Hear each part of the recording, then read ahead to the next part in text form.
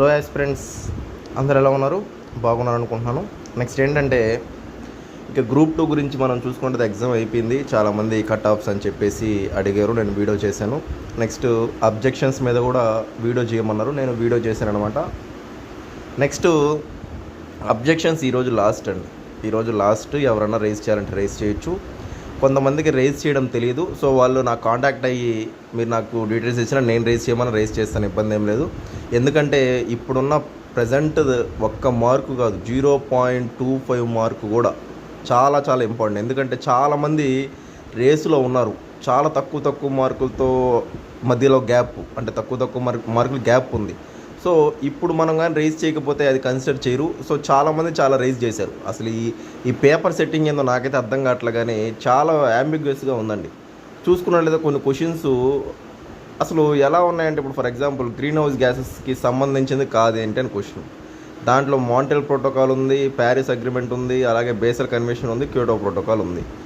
ఇప్పుడు అసలు Montreal protocol దేనికి? ఓజోన్ డిప్లీటింగ్ సబ్స్టెన్స్ సంబంధించింది. అది అక్కడ పర్టికులర్ గ్రీన్ హౌస్ గ్యాసెస్ గురించి అది కాదు. అది గ్రీన్ హౌస్ గ్యాసెస్ వేరు, ఓజోన్ డిప్లీటింగ్ సబ్స్టెన్సెస్ వేరు.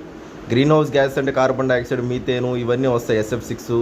నెక్స్ట్ ఇవి క్లోరోఫ్లోరో కార్బన్స్, నెక్స్ట్ హ్యాలాన్స్, ఇవన్నీ ఓజోన్ డిప్లీటింగ్ సబ్స్టెన్సెస్. అసలు అది ఎలా లాజిక్కో నాకైతే అర్థం కావట్లే. అట్లాంటి క్వశ్చన్స్ అంటే స్టేట్మెంట్స్. అలాగే ఇప్పుడు మనకు ఆయిల్ స్పిల్స్ సంబంధించి అది చూసుకున్నట్లయితే బయో ఆగ్మెంట్, వాళ్ళే ఇంకో క్వశ్చన్లో ఒక మ్యాచ్ ద ఫాలోయింగ్లో ఈ యొక్క ఆయిల్ స్పిల్స్ గురించి ఇచ్చి ఇటు పక్క మైక్రో రెమ్యునేషన్ ఇచ్చున్నారు. మళ్ళీ వాళ్ళే ఇంకో క్వశ్చన్లో ఇలా ఇచ్చున్నారు. అంటే చూడండి, ఇప్పుడు మనం రేస్ చేయాలి. ఎందుకు రేస్ చేయాలని చెప్తున్నానంటే, ఖచ్చితంగా ఎవ్రీ మార్క్ కాదు, 0.25 చాలు రేస్లోంచి బయటికి వెళ్ళిపోవడానికి. సో ప్రతి ఒక్కరు ఆలోచించండి దాని గురించి. మీకు ఒకవేళ సోర్సెస్ అవి కానీ తెలియకపోయామంటే మీకున్న డౌట్స్ నాకు మెసేజ్ చేయండి, నేను రేస్ చేయమన్నా రేస్ చేస్తాం, ఇబ్బంది ఏం లేదు. సో ఇవి నేను రేస్ చేశాను చాలా క్వశ్చన్స్, ఈ టైంలో చాలా ఇంపార్టెంట్ అండి. నెక్స్ట్ కొన్ని క్వశ్చన్స్ అయితే మరీ ఎలా ఉన్నాయంటే వేగ్గా ఉన్నాయి. అంటే పర్టికులర్ కండిషన్లు అడగరా. ఇప్పుడు vice president acts as a president until the new president elected అంటాడు. కండిషన్ చెప్పలే. కండిషన్స్ ఉన్నప్పుడు, గ్రౌండ్స్ ఉన్నప్పుడు అది రిమూవలా, రెసిగ్నేషనా, ఎక్స్పైరేషన్ ఆఫ్ టర్మా ఏంటి అంటే ఆ ఒక క్లారిటీ లేదు ఆ యొక్క స్టేట్మెంట్లో. Next Rajamannar committee made a strong case అంటారు. అసలు ఇంటర్స్టేట్ కౌన్సిల్ ఏర్పడడానికే మెయిన్ మూల కారణం సర్కారీ కమిషన్, దాని రికమెండేషన్స్ తీసుకోవడం జరిగింది. స్ట్రాంగ్ కేస్ అని ఇవ్వకుండా రాజమన్నార్ కమిటీ వాళ్ళు సపోర్ట్ చేశారు ఇంటర్స్టేట్ కౌన్సిల్కి ఇచ్చిన ఒక అర్థం. స్ట్రాంగ్ కేస్ అన్నాడంటే అసలు దాని ద్వారా ఏర్పడిందంటే లాజిక్ సర్కారీ కమిషను.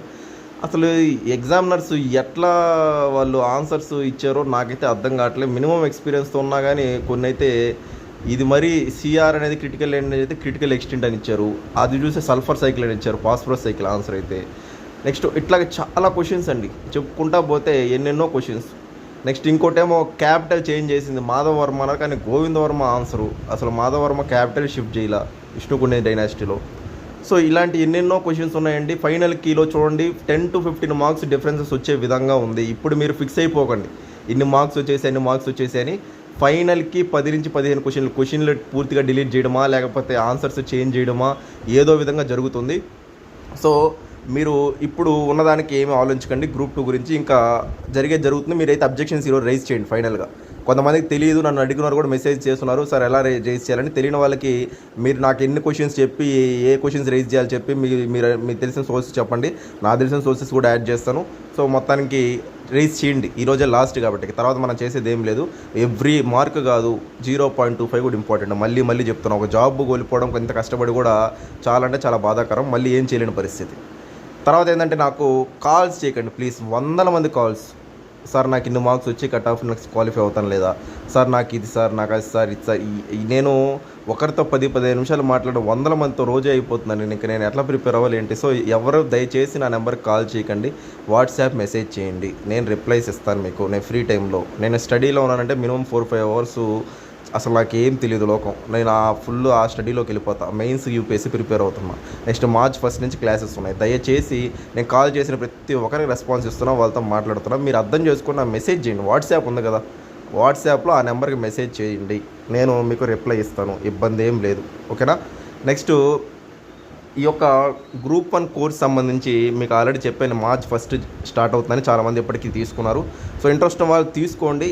ఇప్పటి నుంచి చదివితే కానీ గ్రూప్ 1 అప్పటికి అవ్వదు. సీరియస్గా ఉన్న వాళ్ళే గ్రూప్ 1 తీసుకుంటారు కాబట్టి సీరియస్గా ఉన్న వాళ్ళకి మంచి ఛాన్స్ ఇది. ఎందుకంటే ఖచ్చితంగా 150 పోస్ట్స్ ఉన్నాయి వాళ్ళు ఇచ్చిన డ్రాఫ్ట్లోనే. సో మీరు ప్రాపర్గా ఇప్పటి నుంచి ప్రిపేర్ అయ్యారంటే ఇంకా ఈ రోజు రేపు పక్కన పెట్టేసిన ఫస్ట్ నుంచి ఇంక దిగిపోండి. నేనైతే ఆల్రెడీ స్టార్ట్ చేస్తున్నాను. మెయిన్స్ ఉంది, యూపీఎస్సీ ఉంది మేలో. సో నా 100% నేను ఇస్తూనే ఉంటాను మీకోసమని.